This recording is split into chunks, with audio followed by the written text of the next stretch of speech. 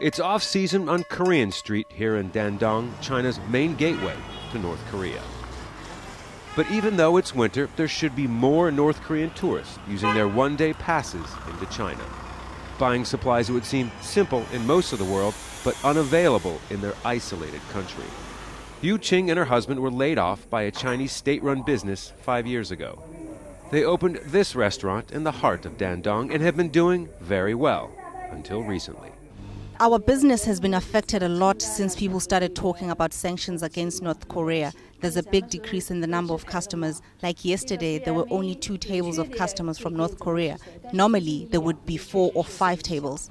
But there will be a much bigger impact here than a decline in tourism.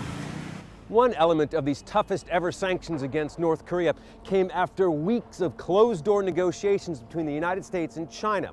They agreed that all cargo that goes into or comes out of North Korea will be inspected. That means that any cargo carrying train carriage or truck lorry will be inspected that crosses these bridges.